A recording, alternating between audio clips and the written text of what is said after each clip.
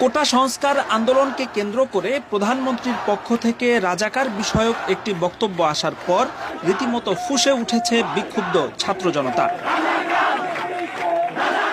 এমনকি ক্ষমতাসীন ছাত্রলীগের মধ্যেও গণপদত্যাগের হিড়িক পড়ে গেছে। তার মানে কি মুক্তিযুদ্ধের সন্তান নাতিপুতিরা কেউ মেধাবী না, যত রাজাকারের বাচ্চারা নাতিপুতি হলো মেধাবী, তাই না? রোববার সন্ধ্যায় প্রধানমন্ত্রীর বক্তব্য সম্প্রচারিত হওয়ার পরপরই বিক্ষুব্ধ ছাত্র জনতা পুনরায় রাজপথে নেমে আসে।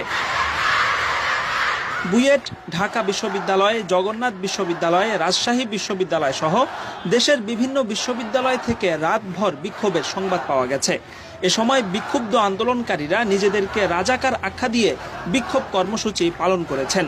শেষ খবর পাওয়া পর্যন্ত এখনও শাহবাগ সহ দেশের বিভিন্ন বিশ্ববিদ্যালয়ে প্রতিবাদী কার্যক্রম চলমান রয়েছে।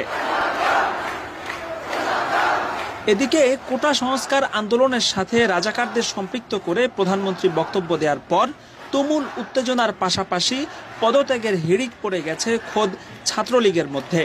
সামাজিক মাধ্যমে ছাত্রলীগের বিভিন্ন পর্যায়ের দায়িত্বশীল নেতারা একের পর এক পোস্ট করে নিজেদের পদত্যাগের ঘোষণা দিয়ে যাচ্ছেন। ক্ষমতাসীন দলের প্রভাবশালী ছাত্র সংগঠনের সদস্য হয়েও এমন পদত্যাগকে নজিরবিহীন বলা হচ্ছে।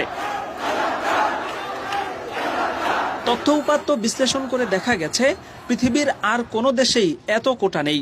বাংলাদেশের সরকারি চাকুরির 56% বরাদ্দ রাখা হয়েছে হাতে গোনা কিছু মানুষের জন্য। যে দেশে যুদ্ধের 10-20 বছর পরেও জন্ম নিয়ে মুক্তিযোদ্ধা হওয়া যায়, এরপর বছরের পর বছর মুক্তিযোদ্ধা ভাতা পাওয়া যায়, সে দেশে এত কোটা সিস্টেম রীতিমতো হাস্যকর বিষয়। 2014 সালে খোদ মুক্তিযুদ্ধ বিষয়ক মন্ত্রণালয় 8,000 ভুয়া মুক্তিযোদ্ধার সনদ বাতিল করেছে।